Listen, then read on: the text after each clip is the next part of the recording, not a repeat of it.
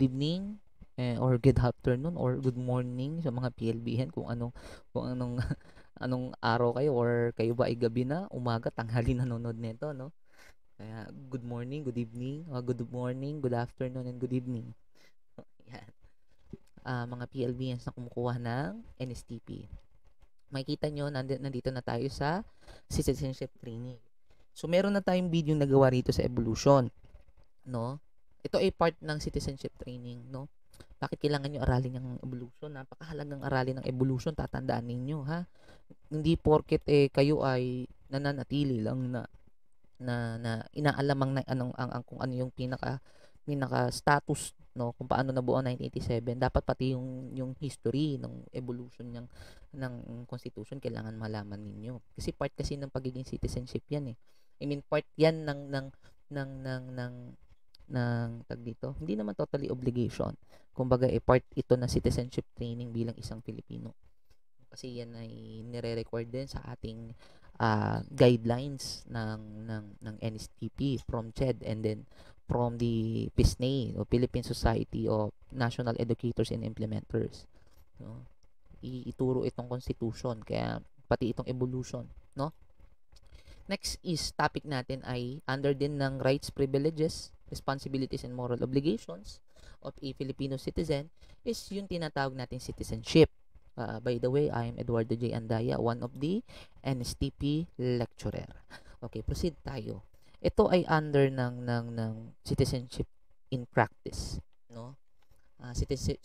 Citizenship training ng ating module. So, ibig sabihin, kailangan nyo matutuhan to, kasi ito ay napakahalagang aralin ng isang Pilipinong individual, lalo na sa part ng mga nagkumukuha ng National Service Training Program, para hindi tayo magkaroon ng question, no? Or kung meron man kayong mga katanungan pagdating sa mga citizenship in practice, no? Ano nga ba ang karapatan natin bilang isang mamamayang Pilipino? Kailangan natin, kasi karapatan nyo to at pribilehiyo ito, kailangan nyo malaman yan. Baka mamaya palit kayo ng palit ng citizenship, hindi nyo alam yan ay saklaw, no, ng pagiging o ng inyong karapatan at pribilehiyo, no? Basta kuha lang kayo ng kuha. Yan ay napaka-importante aralin. Okay, proceed tayo. So, ito ay under ng Article 4 ng 1987. So, napaka-simple lang i-discuss nito, no? Okay. Proceed tayo, no? There are two types of persons living within the jurisdiction of the Philippines. Number one is the natural born and the alien. Pag sinabing totoong inanakan, ibig sabihin yun, you are part of the citizen na automatic. Nakuha mo na yan, kumbaga yan ay inborn na sa inyo. Hindi nyo na kailangan mag-acquire ng citizenship once you born as a Filipino national. Kumbaga may dugong Pilipino. Next na naninirahan dito sa atin, no, is yung tinatawag nating alien. Yung mga alien na yan, either na naturalized or meron lang ditong business matters or mga bisita lang natin na pumupunta dyan sa mga tourist spots ng Pilipinas, although may policy pa rin tayo pagdating sa mga pasok ng alien dito, pero kasi sila, no, kung gusto talaga nilang magkaroon or gusto nilang mag-adapt ng naturalization lang sila, hindi sila pwede mag-acquire ng natural born. Malalaman niyo mamaya. So, pwede sila mag-acquire ng Filipino citizenship, no? Kaya ganun ang ating topic. Wait lang. Yan. Alien and natural born. Yan. Next. Sa section 1, ng under ng article 1, the following are the citizens of the Philippines. Sino-sino ba tong mga to na pwede mag-attain ng citizenship sa Pilipinas? Number 1 is those who are citizens of the Philippines at the time of adoption. Ibig sabihin yan, once you tag dito, once na kayo ay nag-inadopt, no, once you adopt the constitutions, no, once you adopt the allegiance here in the Philippines, or yung katapatan na sinasabi, no, kino-considered mo na ikaw ay isang citizenship or isang citizen ng Philippines. Ito, may tanong pala ako bago tayo mag-proceed dito. Ano ba ang pagkakaiba ng nationality sa citizenship? Ang nationality kasi, yun yung kung saan lahi ka galing. Halimbawa, ikaw, you are in Filipino national, you are a Japanese national, you are an American na national, you are German national. Depende kasi kung anong lahi yung pinanggalingan mo. Pagka sinabi kasing citizenship or citizen, kumbaga, kung saan ka nakatira, no? Halimbawa, ikaw ay gusto mong manirahan sa Amerika, pwede ka mag-acquire ng citizenship. Pero you do not acquire a nationality as a American, no? Depende na lang kung ikaw ay may dugong Amerikano. Pero citizenship, yes, pwede. Intindihan? Ganun din sa ibang bansa. Ganun naman din yung mga foreigner. Hindi sila pwede mag-acquire ng as a Filipino national. Kasi hindi naman sila dugong Pilipino. Wala naman sila dugong Pilipino eh. Paano sila magiging Filipino national kung wala naman dugo? Unless na lang kung pwede silang matawag as citizen of the Philippines. Pero hindi sila pwedeng mag-acquire ng nationality. Yun yung pagkakaiba. Basta lahi, tapos yung isa kung saan nakatira. Intindihan? Nationality and citizenship. So, balik tayo dito sa isang provision. Number 1 provision ulit.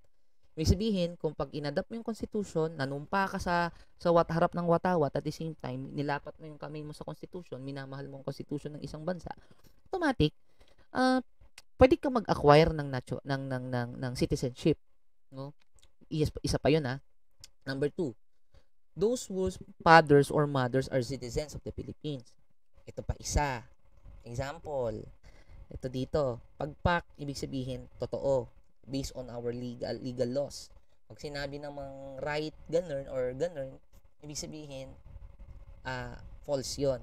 Pagka-pak, true. May fact, diba? Example dito is magandang example doon sa clause 2, sa clause 3. Eren Mothers is Japanese, while his father is Filipino. Therefore, Eren is not considered as a Filipino. Ha? Hindi pwede yun. Bakit? Filipino ang tatay ni Eren eh. Ang tatay niya eh. Tingnan mo, Filipino, father is Filipino, mother is Japanese. Ibig sabihin, according to the clause 3, where's the clause 3? According to clause 3, clause 2 pala, sorry, clause 2, those whose fathers or mothers are citizen, ibig sabihin, either na mother or father, basta may dugong Pilipino at ibang lahi ang inasawa, automatic yun. Ang anak nila magiging natural born. 50-50. Yes. Kahit saan yung tignan yan. Kasi may dugong Pilipino yun eh. May pagka-Pilipino national pa rin yun. Half nga lang. May America, pagiging Japanese national, may pagiging Filipino national. Pwede yun. Diba? Diba? Na all, dalawa nationality. Pero dito kasi, pagdating sa citizenship, ganun din. No? Natural born pa rin yung bata. Kahit na ang kanyang dugo ay may pagka-half Filipino. Kasi may dugong Pilipino pa rin yun eh. Naintindihan? Hindi mo pwedeng tanggalan, hindi mo pwedeng sabihin hindi siya hindi siya natural born as a Filipino. Kasi tatay niya Pilipino eh. Kahit ako nga pag nag-asawa nga ako wow, sana nag-asawa, de charot lang. Kung nakapag-asawa nga ako ng mga foreign mga talaga no, ang dami. Nakapag-asawa ko ng foreigner, automatic yung pag nagkaanak kami, natural born yung anak namin. Dalawa yun. Natural born as Japanese, natural born as Filipino. Na all. Diba? Kasi mamaya i-discuss ko kung ano ibig sabihin. There are two types of citizenship. Natural born and naturalized. I-discuss ko sa inyo yung pagkakaiba ng dalawa. Next. Ito pa isa. Medyo nakakalito to pero ipapaliwanag ko sa inyo to. Those born before January 17, 1973 of Filipino mothers who elect Philippine citizenship upon reaching the age of majority. Kapag ang nanay mo is Pilipino, ang tatay mo is ibang lahi. Dati kasi, no, bago maisabatas ang kasi pareho lang ng provisions sa 1973 at 1987 no? Dito kasi, syempre bago mag 1973, ano ba constitution? 'Di ba? 1935.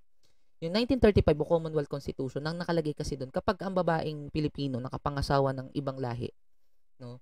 Automatic yung anak niya kailangan pang mag-18 para maging isang natural born dito sa atin. Naintindihan? Bago pa maging natural born yun, hihintayin pa ang pagiging 18, yung legal age na sinasabi.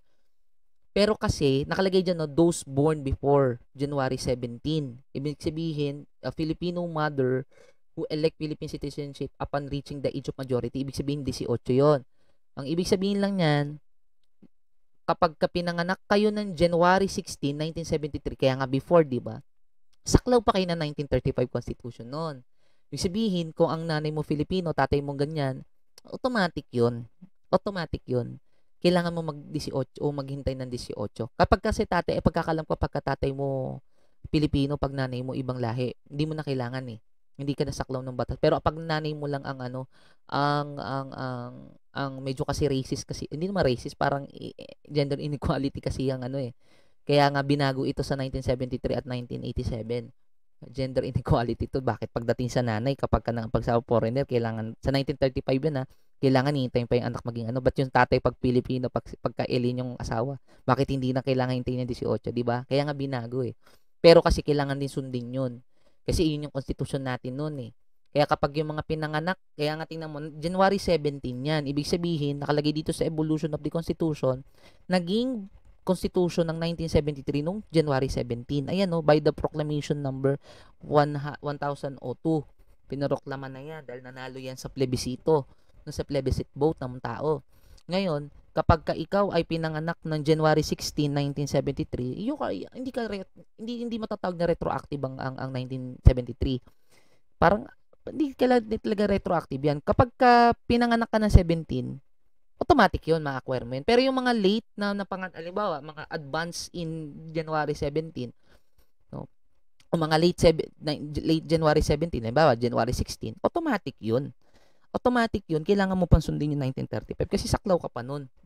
Kumbaga hindi siya retroactive doon. Hindi retroactive yung effectiveness ng ng citizenship na to. Kaya yung pinanganak ng January 17, basta ganito yan, usapan natin. Lahat ng pinanganak ng January 17 to present, hindi na kailangan, basta ang nanay mo Pilipino ha, hindi na kailangan mag-acquire hindi na kailangan hintayin yung right age. Pero kapag ikaw ay above na January 17, 1973, which is 1935 pa yung constitution nun, automatic yun, kailangan mong hintayin yung pagiging 18 mo. Ha? Pagka nanay mo Pilipino at tatay mo ibang lahi. Naintindihan? Malinaw na. Next, those who are naturalized in accordance with law. May mga batas, ito yung sinasabi ko naturalized. Magkaiba kasi ang natural born sa naturalized. Unahin ko muna to bago tayo pumasok sa number 4. Ito, i-proceed ko na. Pag sinabi kasing natural born, you are a 100, hindi naman totally 100%, basta may dugo kang Pilipino. In natural born ka talaga. Kasi sa ibang bansa kasi, there are two types of natural born. Number one is the ius soli, no? The ius soli or right of soil at yung ius sanguinis. Ulitin ko ha. There are two types of natural born. Na mali ko ng numbering ito. Hiwalay itong naturalization, nakahiwalay yan. Wala dapat tong number, hindi ito dapat naka-numbering. Hiwalay yan. There are two types of citizenship, no? Number one is the natural born and then naturalization or naturalized. Pag sa natural born, dalawang sinusunod, no? Ius soli at ius sanguinis. Ulitin ko, ius, hindi just. Ius soli at ius sanguinis. Pag sinabing ius soli, right of soil, sabihin, kapag pinanganak ka sa ganitong bansa at sinusunod yung ganitong uri ng natural born, especially America, ginagamit ng ius soli. Dalawang ginagamit nila, sanguinis at soli o loci. Either ius soli or loci and then ius sanguinis. Pag ius soli, katulad ng America ulit, babanggitin ko, pag pinanganak ka doon, no, pwede kang mag-acquire ng natural born. Natural born. Example, sa Amerika, pinanganak ka doon, 'di ba? Pinanganak ka doon sa Amerika kahit ikaw ay Filipino, pure Filipino. Pwede ka nila matawag na as natural born, as American citizen, pero hindi ka American national. Kasi hindi ka naman dugang Pilipino. Pero pwede ka mag-acquire ng natural born. Automatic 'yon. Hindi 'yon ina-apply. Automatic 'yon na pag pinanganak mo, may process yung birth certificate. Nilalagay ka as American. Dual citizenship. Pwede mag-dual citizenship doon eh. Pwede mag-acquire ng dual citizenship. No? Pwede ka mag-acquire ng American citizenship as a natural born. pwede ka naman, kung ikaw talaga may lahing Amerikano, pwede naman mag-Yas Sanguinis. Ano ba pagkakaiba ng Yas Sanguinis sa Solay? Sa Solay kasi, by land or by soil. Ay Yas Sanguinis kasi, pwede ka lang mag-acquire ng natural born kapag ka right of blood, may dugo ka or may lahi ka, doon napapasok yung talagang totoong nationality mo. Halimbawa, no? Sa Pilipinas kasi ang Pilipinas kasi hindi natin sinusunod yung Yas Solay eh. Kaya mga foreigner dito na ipinapanganak, kailangan pa mag-acquire yan ng naturalization. Sa atin kasi, Yas Sanguinis lang ang sinusunod. Ibig sabihin, kung ikaw, no, katulad na sinabi ko yung kay Eren, kung ikaw ay pure Filipino, sang ano ka din? Yas Sanguinis ka. Right of blood ka. Ibig sabihin, pwede ka mag-acquire ng natural born. Rights yan ha, rights yan. Rights yan, hindi pwede sa'yo tanggalin yan. Automatic yan, yan ay rights, hindi yan pribilehiyo. Hindi yan, kapag ka ikaw is natural born, pag pinanganak ka, hindi mo kailangan i-apply, automatic Filipino citizenship ka. Hindi, pagka once na pinanganak ka, may dugong Pilipino ka, natural born ka. Tatandaan nyo ha, sa Pilipinas hindi tayo gumagamit ng Yas Solay. Yas Sanguinis lang ang ginagamit sa Pilipinas. Right of blood. Kapag may dugo kang Pilipino, dun ka lang tatawaging natural born citizen. Ano ba ang pagkakaiba ng natural born sa naturalized o naturalization? Ang natural born kasi, kung dito sa Pilipinas, sa Philippine setting, ang natural born kasi by blood. Pag pinanganak ka, Pilipino, or may dugong Pilipino, may automatic yan. Natural born. Rights mo yon. Pero ang naturalization kasi ay para lamang ito sa mga hindi po or wala pong dugong Pilipino. Wala po. Ito yung mga alien na gustong magkaroon ng citizenship here in the Philippines. Mag-acquire sila ngayon ng naturalization. May mga batas tayo. There are two types muna of naturalization. Yung directive or direct naturalization at saka yung derivative naturalization. Pag sinabing direct naturalization, there are three types of direct naturalization. Number one is yung administrative naturalization. Number two is the judicial naturalization. At last, yung tinatawag nating legislative naturalization. Anong pagkakaiba ng tatlo under ng directive or direct naturalization? Yung administrative naturalization, tatama ka sa batas na Republic Act 91 91 ano ba to? Anong Republic Act to? Republic Act 9139. Hindi 63 ha, NSTP 'yon. 9139. Ang ibig sabihin nito ay Naturalization or Administrative Naturalization Act. No? Batas 'yan. Para ito sa mga alien na gustong magpa-naturalize, na gagamitin yung batas na Republic Act 9139. Ano bang meron sa 9139? Ganito yan. Pag gusto mong magpa-administrative naturalize, kailangan ay ikaw ay maging 18. Kailangan nasa right age ka, 18 years old. Number 2 ay ikaw ay may good conduct, no? May tamang pag-uugali. Ano pa ba? Kailangan ay nakatira ka dito sa Pilipinas. Siyempre, hindi ka naman pwedeng i-naturalize kung hindi ka naman nakatira dito, di ba? Ano pa ba? Kailangan may real estate ka na hindi bababa sa 5,000 pesos. Yan. 5,000 pesos. Ano pa ba? Kailangan marunong kang magsalita ng mga Pilipino or any languages ng Pilipino. I mean, any languages here in the Philippines. Magkaiba ang dialect sa language, ha? When I say dialect, ay hindi yan yung Waray, hindi yan yun, yung Waray, no, yung Ilocano. Hindi yung dialect. Ano yun? Language pa rin yun. Different varieties of language sa Pilipinas. Pag sinabing dialect, yun yung different varieties ng language. Halimbawa, may Tagalog Bulacan, no? May Tagalog Metro Manila, mga ganun ba? Kumbaga iba-iba uri ng variety ng language. Kaya basta may alam ka sa any language ng ginagamit dito sa Pilipinas, especially Tagalog, Filipino, tsaka English, siyempre, automatic yan. O, pasok ka na or isa yan sa qualifications ng administrative naturalization. Next is, kailangan yung anak mo dito mag-aral. Dito mag-aral. At saka, kung mag-aaral ka dito, kailangan mong kumuha ng any types of civic subjects. Hindi pwede NSTP, hindi pwedeng NSTP. Hindi ka pwede kumuha ng NSTP. Any civic subjects, Filipino, history, mga ganon. Pwede kang kumuha ng mga ganong uring civic subject. Isa 'yun sa civic sa qualifications. Dito ka mag-aral. Basta kumuha ka ng civic subjects ng Filipino. Ulitin ko ulit. 18, dito ka nakatira. Ano pa ba? 18, dito ka nakatira. Real estate. Ano pa ba? Good conduct. No, real estate not less than 5,000, no, or dito ka nagtatrabaho. Basta dito ka nagtatrabaho, pasok na 'yan. Kahit wala kang 5,000, less than 5,000, basta dito ka nagtatrabaho. Sumusweldo ka. Eh syempre, ano din 'yun. Ang perang ginagamit mo is currency ng Pilipinas. No, imposible naman na wala kang real estate dito na below 5,000, 'di ba?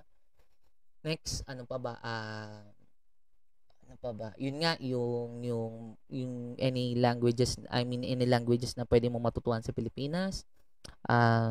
Kailangan pag nagkaanak ka, mas maganda dito mo pag-aralin. Isang mabigat 'yon. At saka yung iyong, kung ikaw ay mag-aaral, kailangan mo kumuha ng civic subjects. Yun yung mga qualifications. Basta ilista nyo yan, ha. Hindi ko na nilista dito kasi sobrang haba eh. Next, ano pa yung ibig sabihin ng judicial naturalization under ng direct, no? Ang pagkakaiba niya nga lang kay direct, I mean kay administrative. Dito kasi kasi dati nung wala pa si Republic Act 9139, ang ginagamit kasi is Commonwealth Act, under ng Commonwealth to eh. Commonwealth Act of 473 o 473. Ibig sabihin, medyo may pagkakaiba lang sa qualifications. Ang pinagkaiba lang naman sa qualifications, alam nyo kung ano? Dapat 21 eh. Pagka judicial administrative, the judicial naturalization eh. The rest ng qualification magkapareho sila. Pinagkaiba lang nila is age, is 21. Pag hindi ka qualified sa administrative, pwede kang magpasa sa judicial naturalization. Basta 21, okay na yun. Siyempre, doon na ako sa isa, sa administrative, pasok ka naman doon eh. At saka kailangan ang alam mong language lang doon, kasi hindi pa naman umuusbong yung different languages eh ng Pilipinas noon nung panahon ng Commonwealth. Ang dalawa lang ang pinagpipilian na dapat alam mong language, Spanish at saka Filipino. Yun lang yung pagkakaiba nila. Pero the rest of the qualifications of administrative and judicial halos magkapareho na. Next, ang pagkakaiba lang is yung age. Yung isa kay judicial 21, kay administrative is 18, no? Pati yung sa languages. Dapat doon sa isa sa judicial, Spanish and Filipino. Doon sa kabila, lahat na. Dapat meron ka isa at kahit isa doon alam mo. Next, especially Filipino. Next is yung tinatawag nating derivative naturalization. Ito maganda. Basta kung ikaw foreigner, naturalization, or may asawa kayong foreigner, mabilis 'yon. Mabilis ang naturalization nun. Basta may asawa kayo dito, na may asawa kayong foreigner, or ikaw foreigner, may asawa kang Pilipina or Filipino, mabilis ang iyong naturalization. Yes. Diba? Yun yung derivative naturalization. Ulitin ko, may tinatawag na direct naturalization at derivative naturalization. Sa direct, 3. Administrative naturalization, which is the Republic Act 9139. Yung judicial naturalization, under yan ng Commonwealth Act of 473 or 473. And then last di ko pa pala na-discuss yung isa, sorry, under ng direct, yung tinatawag nating Congress naturalization or legislative naturalization. Oy, kapag ikaw ay may ginawang magandang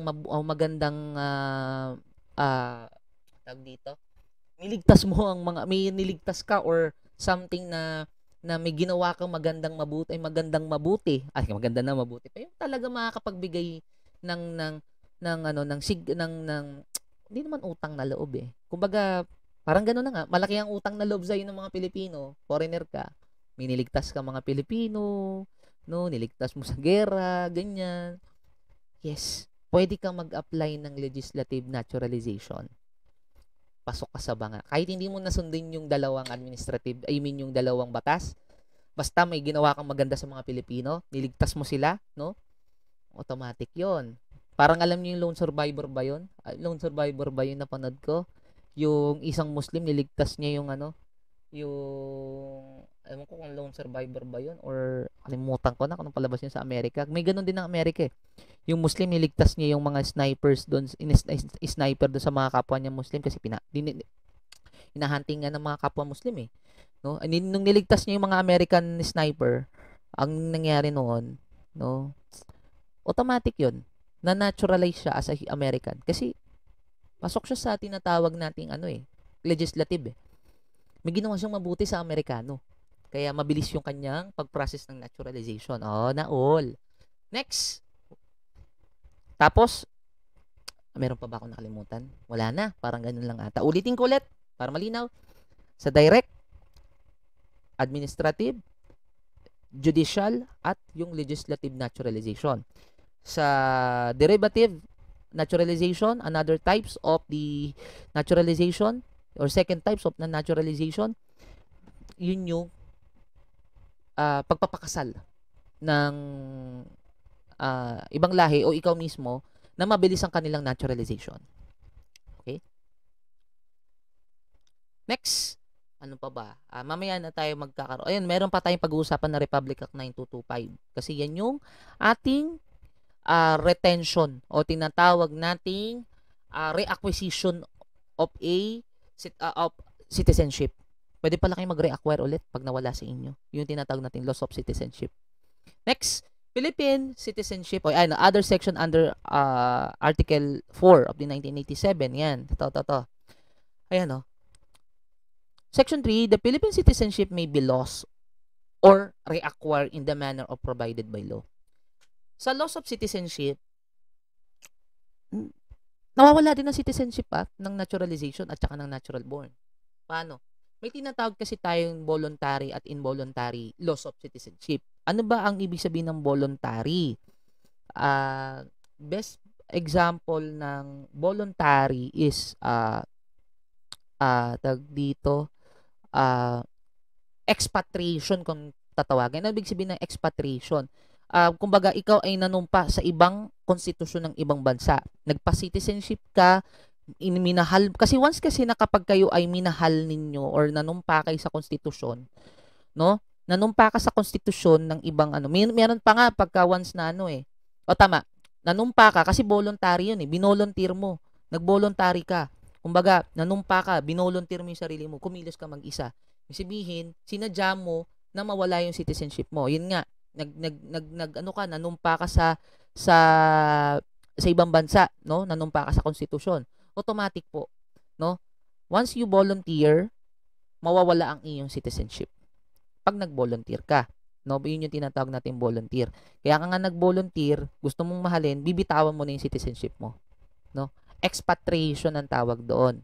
Next, yun yung sinusunod natin sa Pilipinas kasi iba meron kasi silang ibang sinusunod pang lost citizenship pero ito lang yung ito lang yung sinusunod natin para mawala yung citizenship mo. Mapa-naturalize at mapa-natural born. Ikaw kahit natural born, pwede mo naman din i-renounce or renounce yung renunciation ng iyong citizenship o tanggalin ang iyong citizenship. Mag-expatriate ka, no? Pwede naman yun, no? Minsan pag nagpapakasal sa foreigner, minsan binibitawan nyo ng pagiging Pilipino eh. Hindi ka kasi may ibang bansa kasi hindi tumatanggap ng dual citizenship eh. Kaya binibitawan minsan ng mga Pilipino or yung pagiging natural born nila, no? Binibitawan nila. Mamaya may tanong ako kung pwede pa bang mabalik. Next, involuntarily. Pagka say involuntarily, no, hindi mo naman sinasadya. Ibig sabihin, kapag ikaw may ginawang kabulastugan dito, naka-cancel yung iyong petition pagdating sa naturalization. Involuntary yun, or hindi ka mawawala yung effective ng citizenship mo kapag once na naging sundalo ka sa ibang bansa. Involuntary yun. Oo. Bigla na lang mawawala. Hindi ka na magugulat ka na lang, uy, nawala yung citizenship ko. Kasi nga naging part ka ng armed forces sa ibang bansa. May ganun Pag naging armed forces ka sa ibang bansa, automatic yun, nawawala ang iyong citizenship. No? Next, pwede pa bang mabalik? Pwede pa ba akong bumalik? Pagiging isang natural born or naturalized? Pwede pa. Doon ngayon papasok yung tinatawag nating Republic Act 9225 or yung tinatawag nating Retention and Reacquisition of Philippine Citizenship. Ang daming batas, no? May 9139, may Commonwealth Act 473 at mayroon pang Republic Act 9225. Anong pagkakaiba nitong 9225 sa kanila? Para ito sa tinatawag nating repatriation. Paano ba bumabalik ang iyong citizen? Punahin natin si naturalization. Si naturalization, pwede ulit siya magpetisyon ng kanyang papers via 9139. Pwede yon. Pwede ka Pwede ka magpetisyon ulit. Yan, nadadaan ko ulit sa 18 years old. Yan. Pwede ka ulit magpa-congress. Pwede ka magpa-judicial. Pwede ka naman ding, ikaw, no, mismo. Para ang 9225 kasi para lang, pag di ako nagkakamali, para lang ito sa mga natural born, no? Kapag ka naturalize ka, yung isa, no, pwede ka ulit kumuha, mag-reattain ulit ng iyong citizenship doon sa doon sa dalawang batas kanina. Dito kasi di ako nagkakamali, sa 9225 para lang ito sa mga natural born, no? Kumbaga ikaw, no, nag-voluntary or involuntary ka na nawala iyong citizenship as a natural born, bumalik ka dito sa Pilipinas, huwag kang mag-alala. Sabi ko nga sa inyo, no, para sa mga naturalization or para sa mga alien, ito ay pribilehiyo. Pero sa ating mga Pilipinong may dugo talagang Pilipino, no, as a Filipino national, ito ay rights. Hindi ito mawawala. No, hindi ito basta-basta. Although pwede nating bitawan, pero hindi porket binitawan natin ay pwedeng mawala sa atin ang pagiging Pilipino, natural born. Kaya nga ang sinasabi ng 9225, pwede kang mag-reattain or retention or mag-require ng tinatawag nating citizenship. No? Ay nakalagay diyan, I am a natural born Filipino who has naturalized in other country. Can I reacquire my Filipino citizenship without losing current my citizenship? Yes. Former natural born Filipino who has been naturalized in other country who wishes to retain or reacquire their Philippine citizenship may apply according sa 9225. Can I include my dependent of my application? Sino yung mga dependent mo? Anak mo below 18 years old, no? Children's below 18 years old may included as dependent to your application. Ayun nga lang. Yung anak mo kailangan pang pagkakalam ko pagka below 18 tama ba? Children below 18 years old may included as dependents. Kailangan talaga within the 18 1 year old to 18 automatic yan. Ano mo pa rin yan.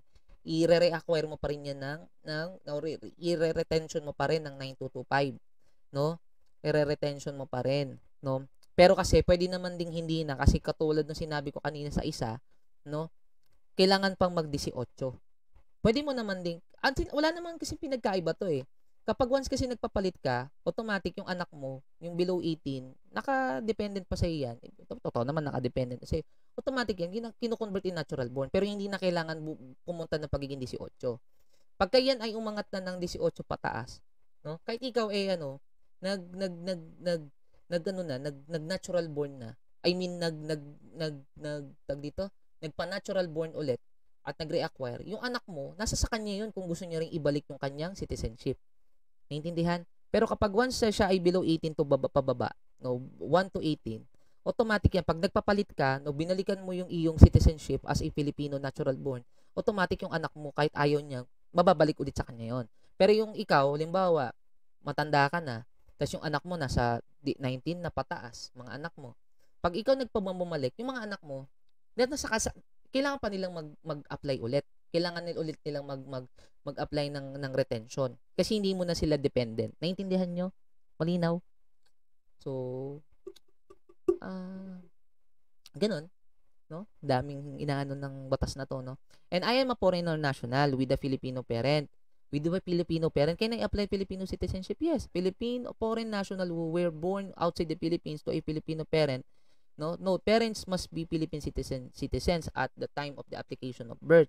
Ibig sabihin, kailangan yung magulang mo ay hindi niya binitawan yung pagiging ano niya, pagiging natural born. So automatic, may apply for recognition as Filipino without losing their current citizenship of applicant. Ibig sabihin, kapag ang nanay mo, no, automatic 'yan, no, hindi niya binitawan yung pagiging ano niya, si Filipino citizenship niya, kung legal naman sa ibang bansa ang dual, automatic recognize ka rin kahit hindi na magpasa. Pero ang nanay mo kasi kapag once, ulitin ko ulit dito sa number 2, kapag ang nanay mo bumitaw, no, nag-renounce siya ng kanyang Filipino citizenship or tatay mo nag-renounce ng Philippine citizenship, automatic 'yan.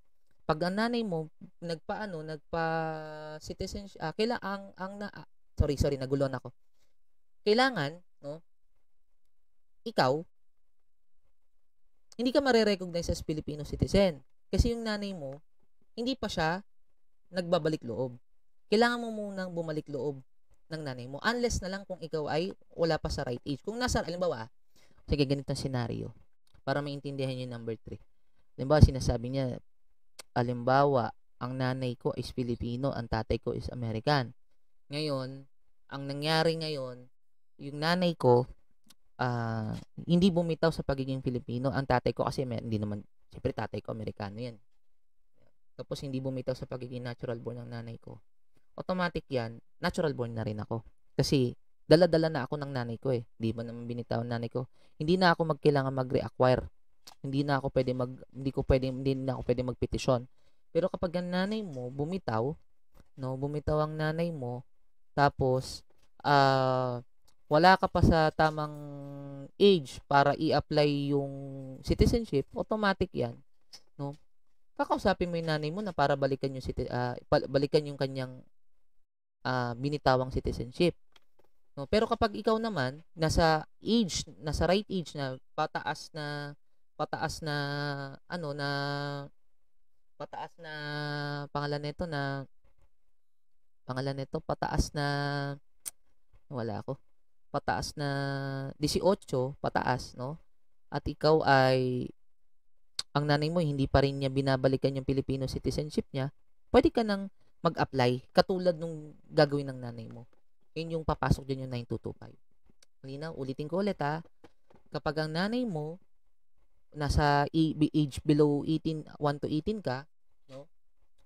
Ang nanay mo kukuha na ulit ng retention, automatic madadamay ka na. Pero kapag ikaw ay nasa tamang age na, tapos nanay mo gusto mo bumalik loob, nasa sayo din kung babalik loob ka.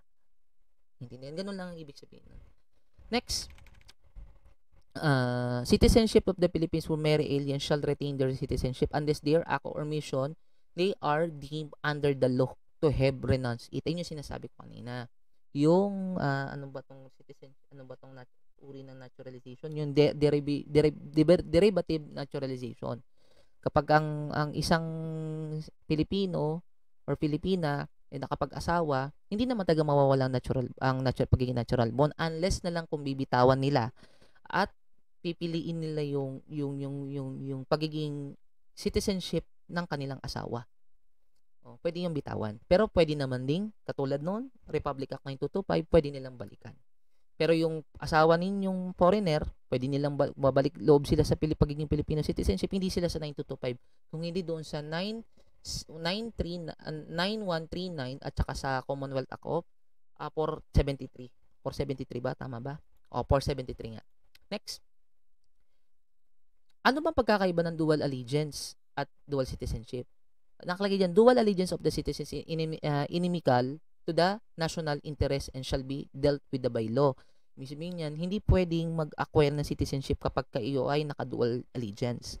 Pag sinaming dual allegiance kasi, dalawang katapatan ang pinipili mo. Ang dual allegiance po, prohibited yan. Pero magkaiba ang dual allegiance sa dual citizenship. Pero meron kasi nagpapa-dual citizenship, nagpapa-dual allegiance din. Kilala nyo si Yasay, di ba? Si Yasay natanggal yan is because of dual allegiance.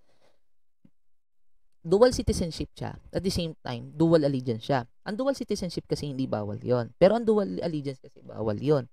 Ibig sabihin, ito pa lang si Yasay, nanumpa sa konstitusyon ng Amerika, nanumpa rin sa konstitusyon ng Pilipinas. Di ba siya noon, DFA secretary? Di ba tinanggal siya ng commission of appointments noon dahil sa grounds na ganon? Hindi kasi pwedeng tumakbo ang isang naka-dual allegiance or hindi kasi pwedeng kumuha ng pwesto ang isang naka-dual allegiance kasi nga, saan ba talaga katapatan mo? Sa Pilipino o sa Amerikano? Kaya, tinanggal si Yasay.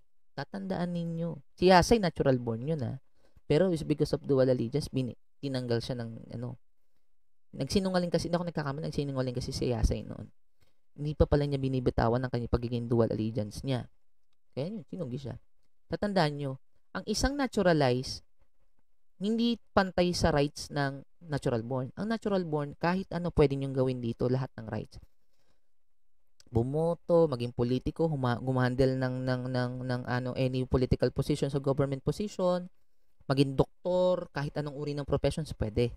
Pero kasi sa naturalized, tatandaan ninyo, hindi lahat ng privileges hindi niya pwedeng makakuha. Unang-una, hindi siya pwedeng bumoto. Hindi siya pwedeng maging politiko. Bakit? Kasi hindi nga siya Filipino national, naturalized lang siya. Hindi siya Pilipino. Kahit sa ibang bansa, bawal. Unless na lang kung yun ay yung foreigner na yun na may dugong Pilipino. Hindi siya naturalize, natural born yun. Diba? So, ibig sabihin, automatic yan, no?